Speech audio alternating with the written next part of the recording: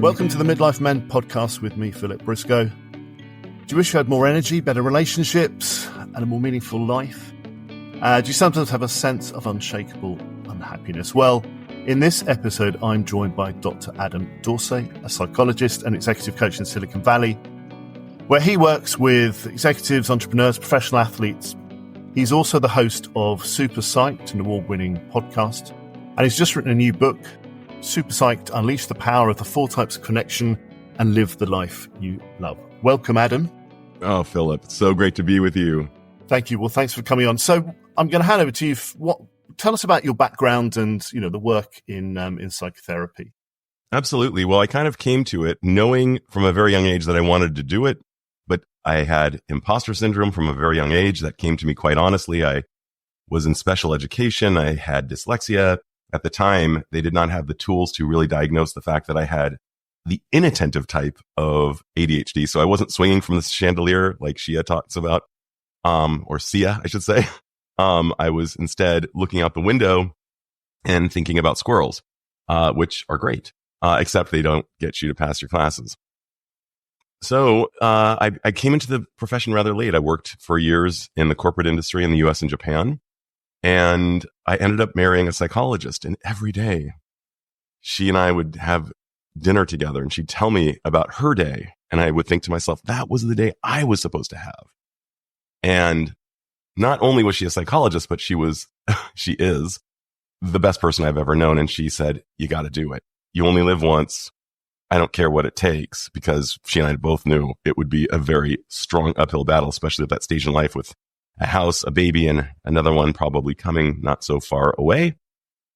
So I bit the bullet, took my classes nights and weekends while I kept my day job.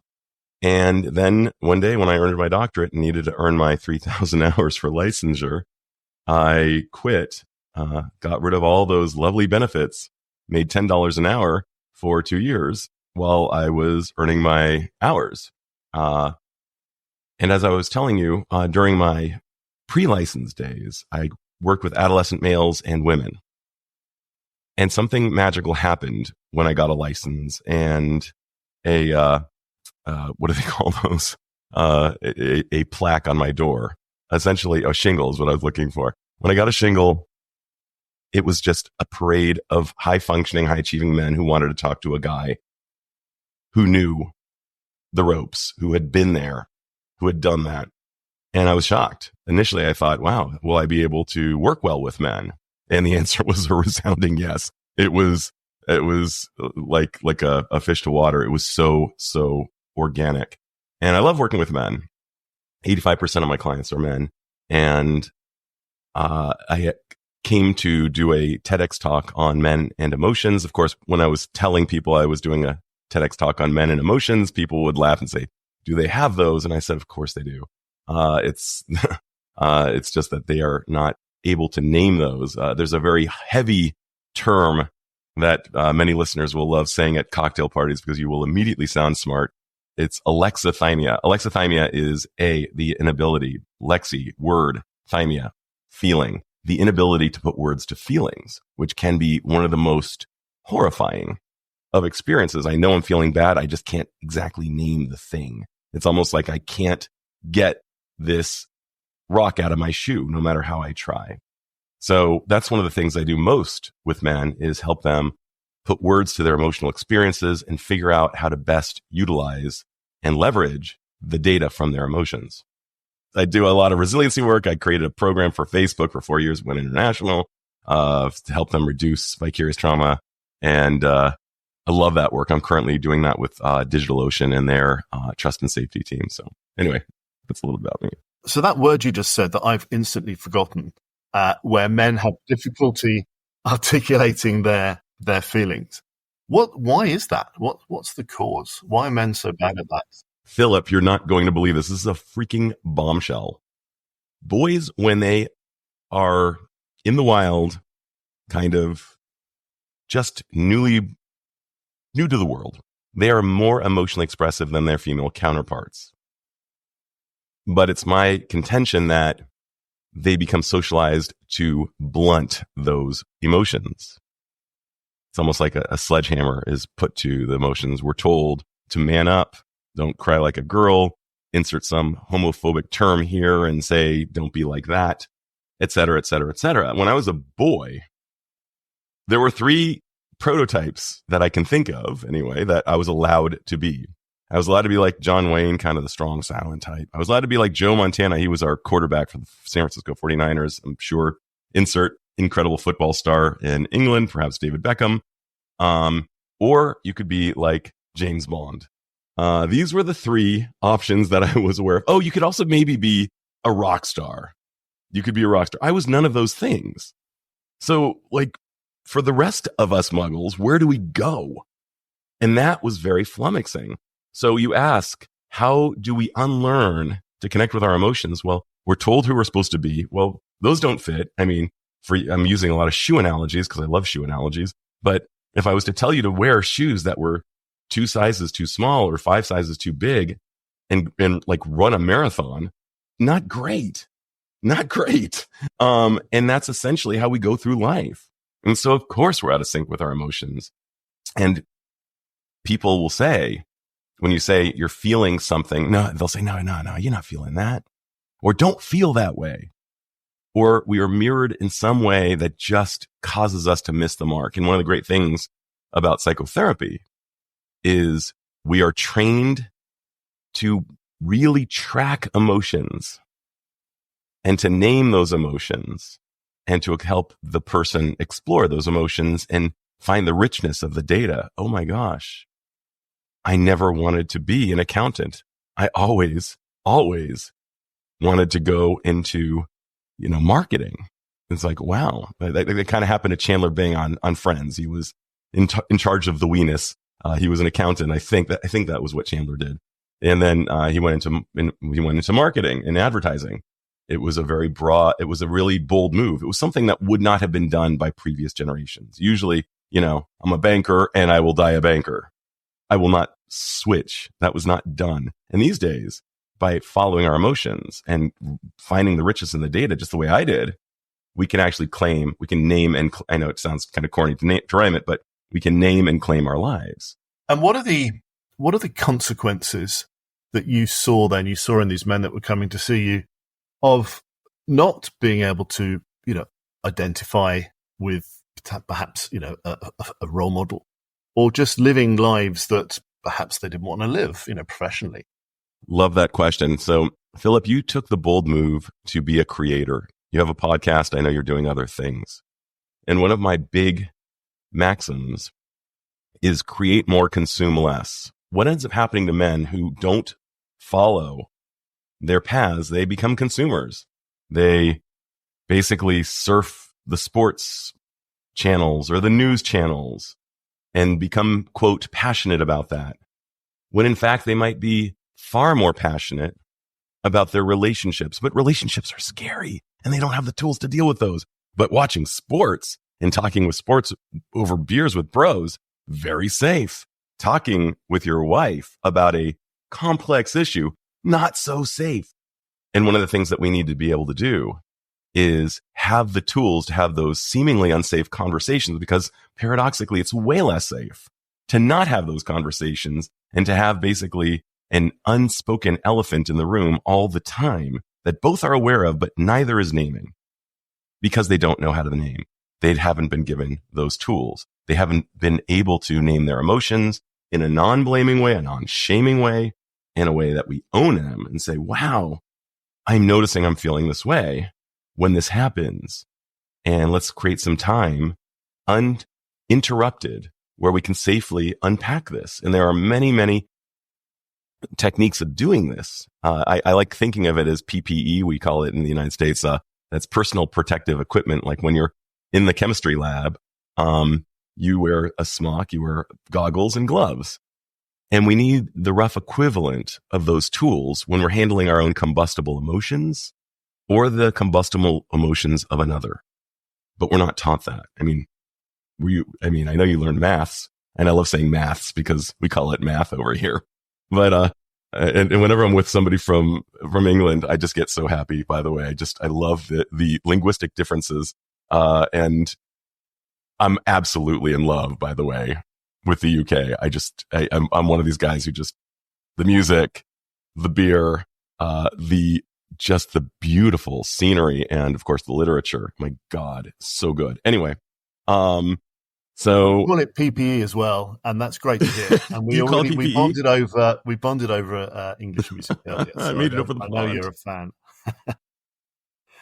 So what? Just coming back to the how these how this might manifest in men. I mean, people listening to this, does it manifest in mental health issues or even mental illness? I mean, I'm assuming if you don't tackle these sorts of challenges, you can end up with severe depression, for example. Absolutely. Depression and anxiety are big ones. The depression comes about when we feel hopeless. We learn to not trust ourselves, and we think it'll never work out. There is no future, thank you. Johnny Rotten, no future. There is no future. With anxiety, it's the byproduct of avoidance. If you look at almost any form of anxiety, within it is a component of avoidance. And the paradox is the more we approach the thing that we need to approach to reduce our anxiety, the less anxiety will feel. But it's terrifying to approach those things. We'd prefer to avoid it. And if we go a little bit back in time and look at it under a microscope and its nascent phase, what we see is there's a moment where the guy doesn't pay. This is just one of the ways it could happen. The guy feels something, doesn't listen, says, it'll be all right. Not convenient to pay attention to it, not convenient to name it. I'm just going to carry on. Sometimes that's okay. We can't do this for all things, but sometimes, like in the context of a love relationship, we lean into hope. We say, I hope it'll get better. I hope it will get better. You know what? She wants to have children. I feel a little bit pressured. It's less comfortable to say no. You know what? I hope it'll be okay. In fact, maybe when we have a child, things will get better. By the way, that has never worked in history. Throw a child into a situation that is already not very well structured. So we use hope as a strategy, and we use denial as a strategy. And denial is a good short-term strategy. Any of you who have done a cold plunge, if you're going to think about everything you're about to do when you're jumping in that cold water, not a great strategy, because you're going to feel everything. You kind of need a little bit of that denial. If you're about to receive some bad news, it's almost like temporary armor to let the news come in a little bit more slowly. So denial is not terrible for all things. It's an okay short-term coping strategy, but it's not a good long-term one. What we see with long-term denial is people self-medicating, whether it's retail therapy, drugs and alcohol, sex, and going outside the marriage because it's too inconvenient to talk about things. Virtually every affair, if you look at it, it's a conversation not had between the couple.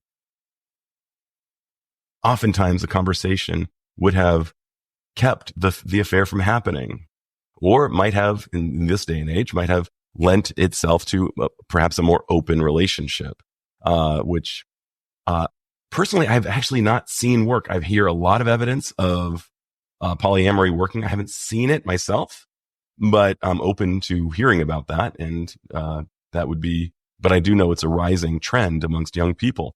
So not attending to our emotions, it's seems almost innocent when it first occurs. Oh, I'm not going to pay attention to this. It'll be fine. And then it grows like a big oak tree. And do you help people then? Because this doesn't sound like, that you're in touch with who you actually are, with your actual identity. Do you have to kind of take people back to, roots, if you like, and break them down to break them up? Is that the kind of concept? It's not a one size fits all. It was really funny. I was watching Shrinking. I'm almost done with the second season. And the Harrison Ford character, his name is Paul on the show, he's asked by a student in graduate school, which is better, CBT or humanistic therapy? And he says CBT. And that's patently untrue. CBT is amazing. I love it. magnificent technology, and it works like a charm for the people for whom it works, for the things for which it works.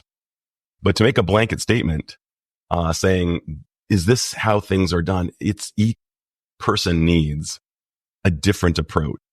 And the therapy, to borrow from Irv Yalom, who's one of the most important contributors to the evolution of psychotherapy itself, a Stanford psychiatrist, he says that every person who comes through the door in his office, or did, he's now retired, he would recreate the therapy. It would be reinvented. So if you, Philip, were my client, which you are not, for a host of reasons, that would not be correct.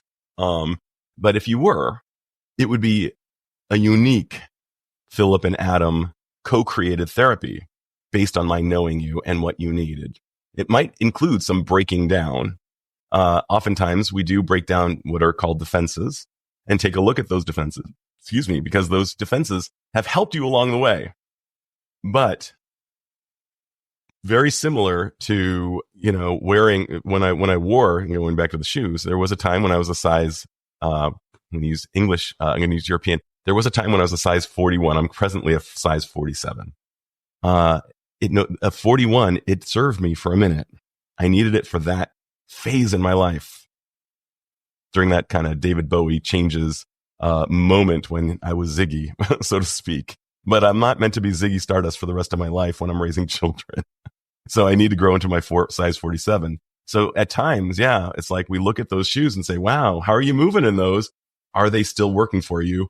They are not. Oh my gosh, look at that. What do we need instead? What do you need to create so that your life will be by your design and serving you better? And there has never been a one size fits all. It's each time it's a phenomenon that has never existed exactly like it before. That's why I think manualized therapy is not well advised. You can borrow from some manual, but if you follow it like a cookbook and trying to make a chocolate cake, the end product will not be a happier Philip in my experience. So I guess, this term unshakable unhappiness that you refer to, I guess that's also very personalized. That's an individual cause this unshakable unhappiness. So how do you go about, without going into, detail of how you would work with a client, how do you go about taking somebody and, helping them have a happier life? Again, individual, but I'm going to give you a couple of things. First of all, I share the research. One of the things my guys in Silicon Valley love is a little bit of context to know that, hey, this is research-based. This is not just me saying, I have a little, according to your chart, you have a moon rising here. And I'm not bashing that. That's perhaps, helpful to some. That's not what psychotherapy is or should be. But one of the things I do is I first might share Dr. Sonia Lyubomirsky's work on the happiness chart, the pie, in which, if you can imagine, there are three sectors. One is bisected. So the circle has 50% for one thing, 10% for another, and 40% for the last. All right? As it turns out, you and I were both born with what's called a happiness set point. We were born on the happier side of the bed, or perhaps the more grumpy side of the bed. Imagine Slugs McPherson, a little bit happier, Sid Vicious, maybe less happy. We can grow these though. And we think that our circumstances are what determines our happiness. Turns out about 10% of our happiness is attributable to our actual circumstances. And the other 40% part of the pie, and this is what's so promising, is our intentional efforts. And there are things that we can do that have not just been, coming out of intuition. Once again, there are researched ideas. Improving gratitude has been shown to be a very fast way, unless you have an eye roll when you're engaging in the gratitude exercise. By the way, if you eye roll when you're doing a gratitude exercise, it will actually be bad for you.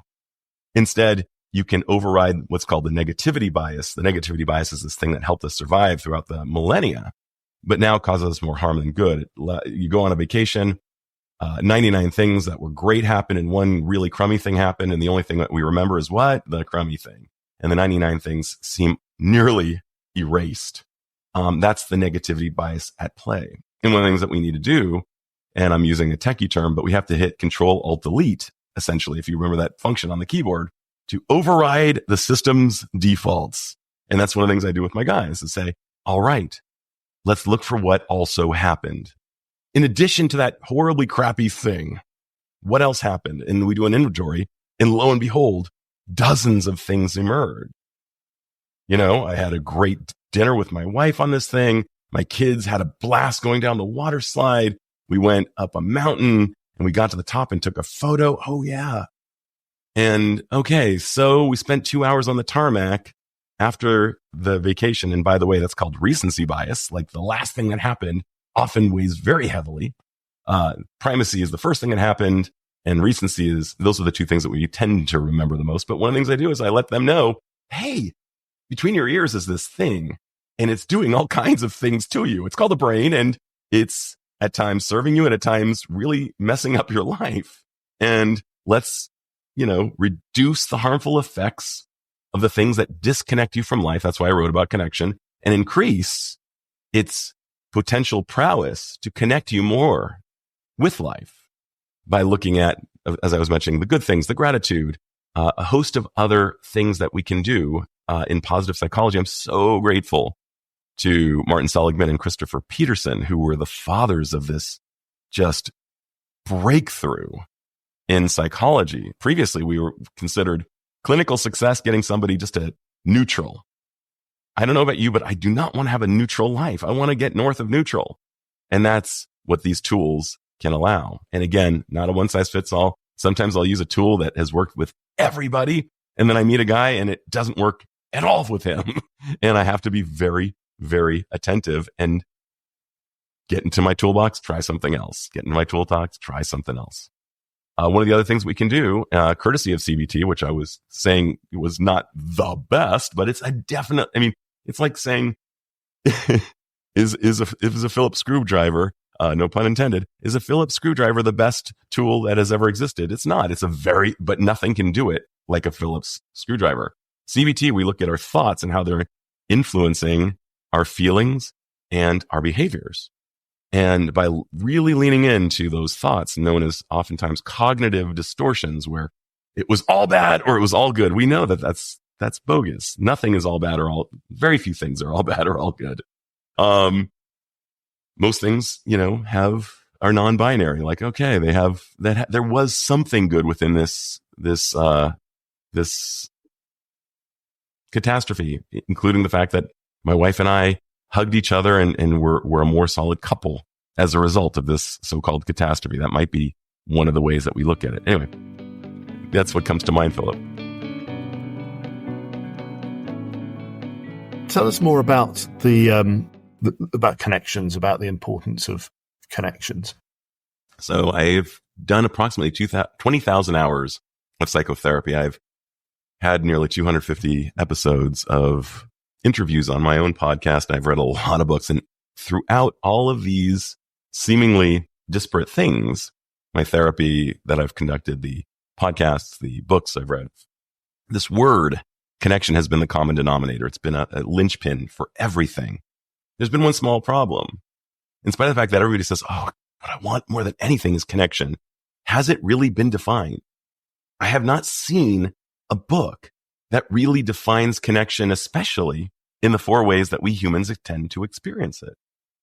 So my book attempted to do that. I consulted 10 other licensed mental health practitioners, came up with a working definition for connection itself, because connection appears to be the precursor to all the things that we want. And think about it for a second. Disconnection is at the heart of virtually every psychological illness that is described in the DSM. When we are depressed, we're disconnected from the present because we're thinking about the past. When we are anxious, we're disconnected from the present because we're thinking about the future. When we're in a traumatic state, we may dissociate or depersonalize. We're not really here. And certainly psychosis is a break from reality itself. So if disconnection is at the heart of everything we don't want and connection is at the heart of everything we do want, why hasn't anybody written a book on just that topic? And so that's what I did. We connect in 4 ways. We connect with ourselves. And if you can imagine ripples of circles going outwards, our self is the primary connection. It informs all other connections. And it is not selfish. It is not narcissistic to focus on yourself. I cannot focus on my wife unless I know where I'm coming from. Now, there are times when I have to just kind of, if there's a crisis and like, oh my God, you got to pick up the kids. I'm like, honey, I'm really needing some time for myself. No, I'm going to get in the car and pick up my kids.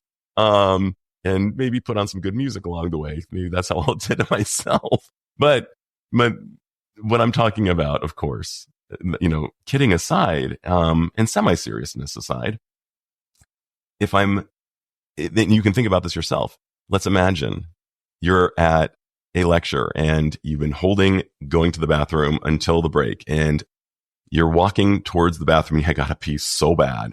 Like you had to pee badly 15 minutes ago. And one of your old college buddies says, hey, so good to see you. Let's catch up right now.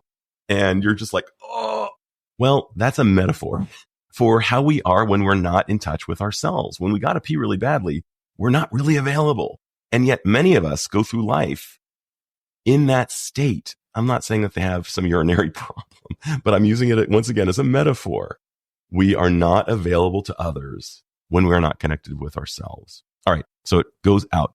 Then it's connecting with others. Connecting with others could be connecting with my wife, who I consider my most important external connection. As my children, connecting with you is another. And connecting with my pets. I've actually included pets these days, particularly because we now know the pet-human connection is so good for our mental health. I mean, the preponderance of evidence that supports having a pet for those of us who love pets. My dad does not need a pet, by the way. He actually would not like to have a pet and could go through several lifetimes not touching one. I'll talk about that in a second. But then comes connecting with the world. The world includes our work. It includes art, includes nature, it includes our ancestry. These are also very important things to connect with. And then the fourth realm is connecting with something greater. Now, for some people, that does mean going to church on Sundays and traditional religion. For many people, particularly in Silicon Valley, the orthodox atheists, even they will experience something greater when they go to Stonehenge, when they go to Grand Canyon, when they go see Mount Kilimanjaro. They will experience something greater than themselves, and they may experience awe. There's been a lot of research on awe, and it's a spiritual experience.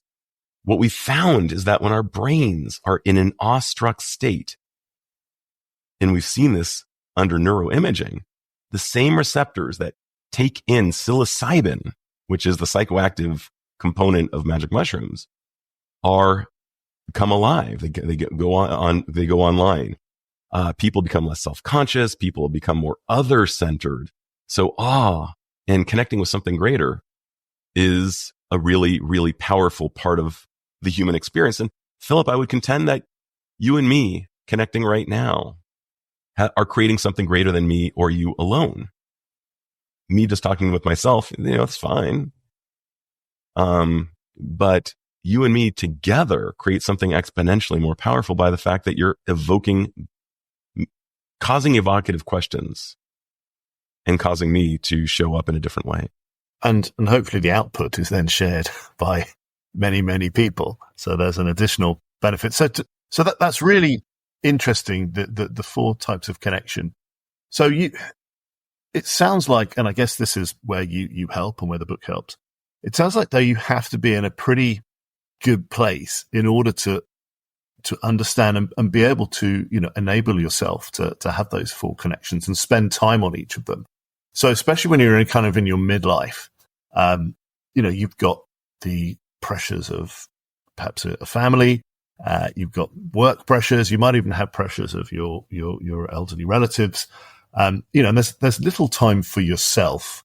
And I think a lot of guys will relate to that.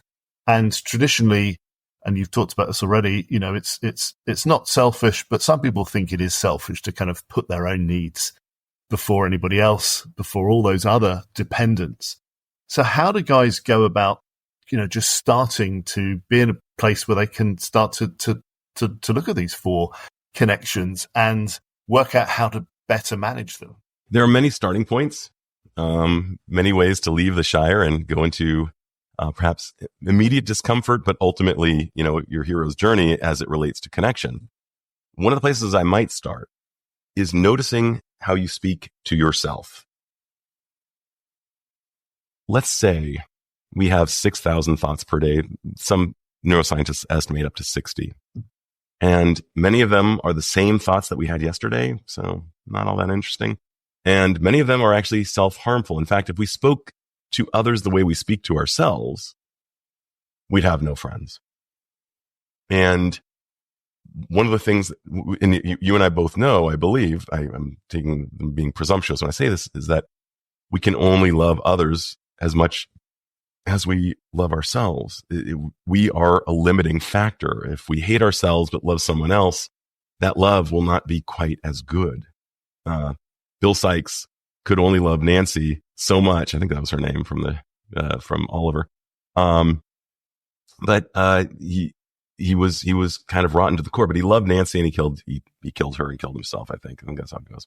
Lovely. Anywho, I'm not suggesting that things are all that dramatic, but self-compassion has been studied just on a grand scale.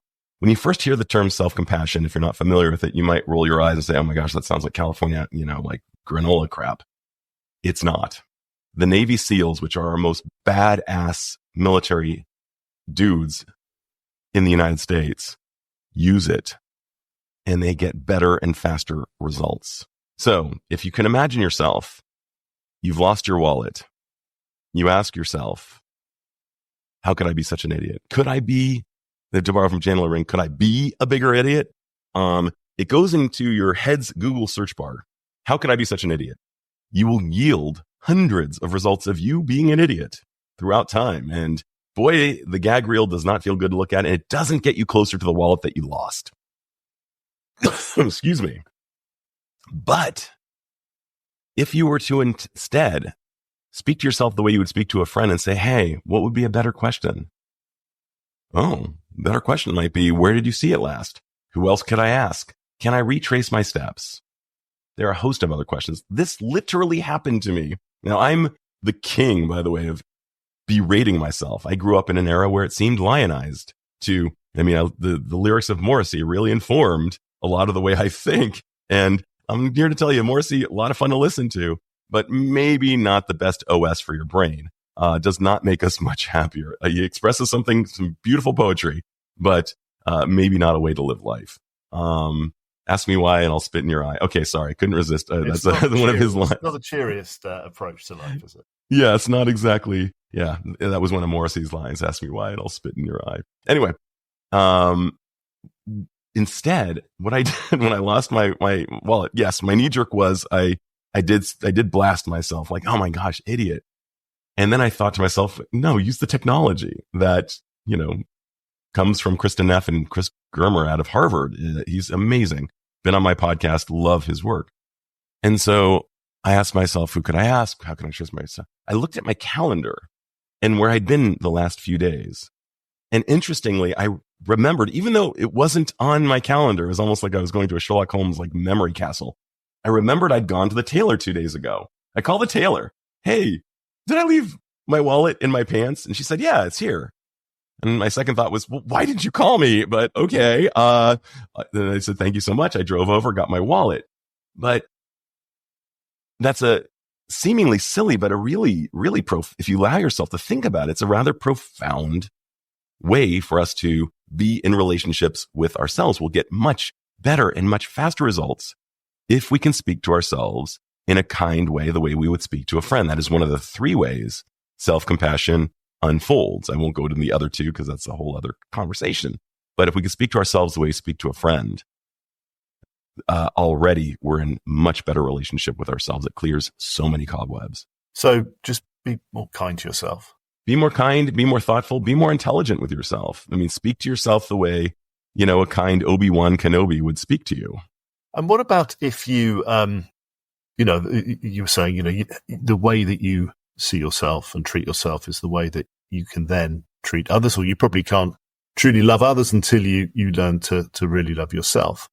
I mean, how do you do that if you're not in love with yourself, if you are feeling depressed, or, there are just things in your life you just feel insurmountable, like something like just your job. You may hate your job. You may be 55 years old and you think, I've got another, at least 10 years of doing this.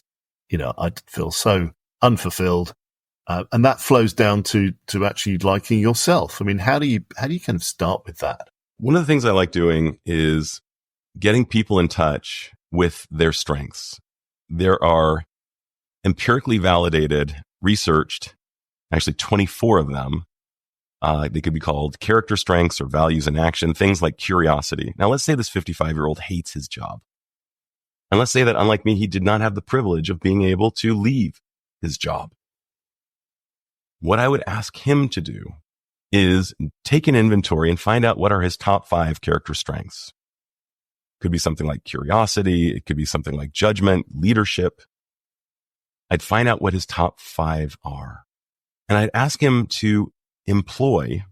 And by the way, it feels really good when you see what your top strengths are. Like, oh yeah. And when you read about them, you feel a little bit better. You feel like, oh, and they're not sugar coated. It's not like some type of saccharin. It's, oh yeah, that is actually who I am. These are true. I would try to find him a creative way to deploy one or more of those strengths at his current job that he might not be doing. There's an old story. Well, actually, I'll tell my story. I came back from Japan. I lived in Japan for a number of years. And when I was in my first round of graduate school, my 20s, from which I ultimately would disembark and then return, the whole story, you can, it's written about in my book. I was relegated to bank teller. I was a college educated person, and a bank teller in the US is often treated like a human ATM. Are they called ATMs out in England? Now, yes. Yeah. Now they're called ATMs. I had a feeling there was a different hole in the wall. A hole in the wall, right. So I was treated like a human or a meat-based hole in the wall. People would speak to me almost like just not hello, just, cash this check, deposit this here. And I was reading Viktor Frankl's book on Man's Search for Meaning at the time, and I didn't know about the technology of character strengths, but I realized that I could find a way to make it meaningful because he had made something infinitely harder than what I was experiencing. He would have killed to be a bank teller, rather than be in Auschwitz, nearly dying with all of his friends and family, his profession, his name, everything he owned taken away. And I decided to ask myself, how do I make this seemingly dumb experience meaningful? Well, I see 120 people a day. I want to be a psychologist someday. And there are 120 very different types of people. There may be a soccer mom. We call it soccer out here. Sorry, folks. Although I was told it was originally called soccer somewhere. Anyway, we'll get into that one. It might be a judge or a professional. It might be somebody who's very new to the country and barely speaks the language. It could be a college student, could be someone who's unhoused. You never know who it's going to be. But I asked myself, I see 120 people. Can I connect with 119 of them and make them smile, if not laugh? Can I do that? I gave myself a challenge. So to that fifth end, what ended up happening was my shifts went by. I had 8-hour shifts that I dreaded going to. They felt like 2 hours. I was in flow. I was loving it. And people would purposely say, I want to talk to that guy because he's the one who makes me smile and laugh. So people would actually purposely, not see one of my colleagues just to see me because I was the funny one. And what ended up happening was it became a training ground for me to connect with people of all walks of life, which would serve me really well in the future. So even though I was not stoked to be a bank teller, it ended up being one of the best training grounds of my life because I just flipped the script. I became the funny bank teller. And of course, I made sure I would balance at the end of the day. If my drawer did not, that would be a problem. But that's what I would do with this 55-year-old is find a way to, and it was interpersonal intelligence was that trait that I was rocking there. but I would ask him to use one of those character strengths in some novel way at his job, and he would find himself feeling happier. I might also ask him if there is a way out, if there is something else that he'd rather do that wouldn't cause too much disruption to his life. And if he had, and we would go through a very thorough analysis of how viable that was or how viable that was not. But I would be at his side as we try to figure out ways for him to at least enjoy that job more, for him to enjoy various aspects of his life more. He's probably, I would surmise that, like many people, he spends 2 hours a day on social media comparing his life to others. I would surmise that he mindlessly watches, sports news or news at home and doesn't actually find it all that fulfilling. And I would go through an inventory of his life and say, how connected are you with the things you're doing? Are these really feeding you, or are they just kind of numbing you out and making you further distant from life itself? So we would go through a fairly thorough analysis of like how he's allocating that one thing that he can't get back, that thing called time. We can lose our health and get it back. We can lose our money and get it back. We can't lose our time and get it back. And let's find out how he's doing that. And one of the things that I talk about in my book is each of us has a unique connection formula, the things that make you feel connected and come alive. And by the way, the definition, it's 2 pages, but it's what makes you come alive. It's what brings vitality, life force. You know it when you got it. Like the very first time I heard Rush Moving Pictures, I turned it on and Tom Sawyer, I was just like, I knew that something in my body had changed forever. And every time I hear that to this day, all these years later, because I was only like 13 at the time, I still feel that. And I know a lot of people do. I could not get through a day without touching an animal. I love being with my pets. My father, as I mentioned, his connection formula has nothing to do with pets. Part of his connection formula, by the way, is going to operas all the time. And he can sit through a 6-hour Wagnerian opera. For me, that would be a very expensive place to sleep. That's not part of my connection formula. I can do like a 2-hour, 3-hour, but 6 hours of Wagner, forget it. And one of the things that we also do is we sometimes pretend that we love something because we're told we should love that thing. What's really interesting is that these are quite easy to do, aren't they? Your example of when you're a bank teller and you made a decision to try and make people laugh and connect to people. That's not something, you didn't have to pay any money to do that. You didn't have to spend months preparing for that. It was a fairly easy decision for you to make. And yet, from what you're saying, that could really start you down a path towards happiness, just by making those small changes. I might even say it's a simple thing to do, but it's not easy. Simple, but not easy, because there are things that are ostensibly easy or simple, but we don't do them. There's a chasm between what we know and what we do. There's a chasm between common sense and common practice. I know I should do this. I'll get around to it someday. We procrastinate, partially because we worry that when we do it, it might not work. And what then? Then I'll be really crestfallen. But I always say, put it into play, see how it goes.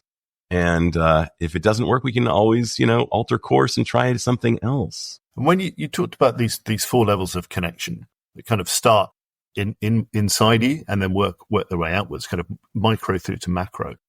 Do you kind of need to get that first one fixed first, first one sorted first? Do you need to look inside first, and then should the other 3 connections follow? Your personal connections, and then with the wider world, etc. And then these kind of feelings of awe. Is it a kind of sequence?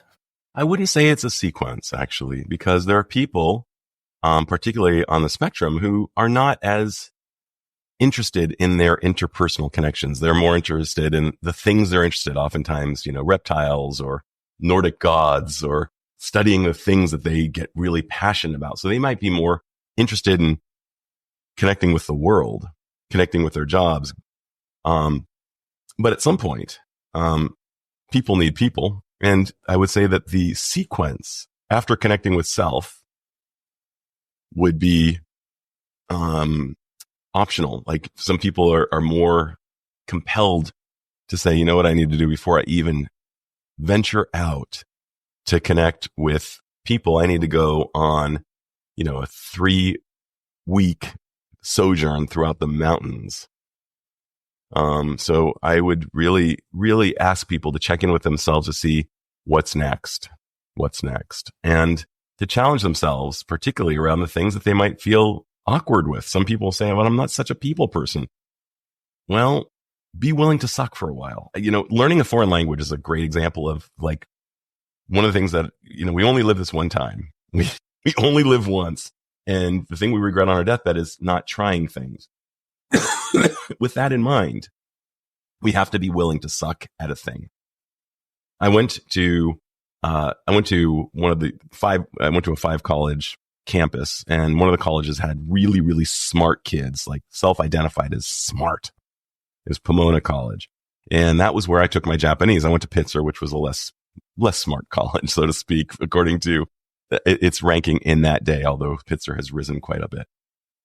So I go over to Pomona College with 120 students to study Japanese. And at the end of 2 years, there were 12 of us. There was about a 90% attrition to my recollection. And I believe that it was because they were not willing, the other 108 of them were not willing to look stupid. Because that is a prerequisite to learning a foreign language. You have to be willing to look really stupid for a while. I was willing to pay the price of looking stupid. But there are things that I'm not willing to look stupid around. And some people are not willing to look stupid as they try to become more facile in interacting with others. And that inhibits them. And then they live half-lived lives and they regret it on their deathbed. I wish I'd tried more. So I don't want those regrets. So kind of in summary, Adam, then, if you are listening to this podcast episode and, this is really resonating with you, you want to shake this unshakable unhappiness. What are the, and we've talked a lot about this, but what general advice would you say? Start here. There are a host of ways of doing this, but one thing I like to do is imagine your next large birthday. What do you wish will be in your life at that time? Because there's almost no doubt that it's going to be requiring courage and vulnerability to get there, whatever it might be. I want to write my first book. I can tell you from firsthand experience, it requires a lot of vulnerability, a lot of frustration tolerance, It might be that I want to get that degree. It might be that I want to go, do that physical feat. No matter what it will be, the payment to the gods is high, and it will have been worth it. So that first thing I would do is probably imagine, what do I want to grow in the next, whatever number of years? That would be one of the first places I would go. There are so many other questions I would ask during, say, a 50-minute intake. But that would be one of my top answers. That's brilliant. Thank you, Adam. If people listening want to listen to your podcast, and your TEDx talks, and your book, where do they find them? I'm so glad you asked, Philip. It would be, dradamdorsay.com is my website. It's got all the things, maybe too many things. DRADAMDORSAY, like the museum in France, just without the apostrophe. And let's see, what else have I got? The TEDx talks are both available on YouTube. Just put my name, Adam Dorsay, in, and you'll see one it's called Emotions, the Data Men Miss, or the Data Men Miss, depending on how you pronounce it. And the other is about friendship and adulthood, a topic over which I've taken tremendous interest, especially in this age of loneliness where people have fewer friends and greater amounts of loneliness, which is so toxic to our health. My book is available on Amazon. I hope it's available on Amazon in UK, but I'm not sure. But you just put my name, Adam Dorsay, in the search bar, and it should be there. It's only been out for 2 months, but it's been very well rated and has a lot of great people who you probably know and like endorsing it. My podcast, all platforms. Although the book is called Super Psyched with 2 words, the podcast is Super Psyched with 1 word and 2 capital letters. And I think that's where you find me. That's brilliant. Adam, I'd love to ask you to come back and do an episode just on loneliness and exploring, the power of friendship, which we've not covered today. So I will, I'll hope to invite you back to do that. But for now, thank you, Adam. That's been fantastic, brilliant conversation with you today. Thank you. Well, I hope you'll invite me out to England for a pint and we'll be able to talk even more deeply. Absolutely. Thank you, Adam. Great to meet you, Philip. Thank you for listening to the Midlife Men podcast with me, Philip Briscoe. If you want to find out more about Adam, visit his website, dradamdorsay.com. It's Dorsay. Adam's TEDx talks are both available on YouTube. Just search on his name. One is called Friendships in Adulthood, and the other is called Emotions, the Data Men Miss. Adam's book, Super Psyched, Unleash the Power of the 4 Types of Connection and Live the Life You Love, is available to buy on Amazon. If you've got a story to tell you think your experience would help others, then please do get in contact, either via the website, mid-lifemen.com, or email me at midlifemen01@gmail.com. If you've enjoyed listening, please do rate and review the podcast. It really does help raise its profile, and together we can reach more people who might benefit from the stories shared by my guests. Finally, there's now a book out called Men Speak Up, A Journey Through Mental Health, which is based on the podcast, and it's available on Amazon and other retailers.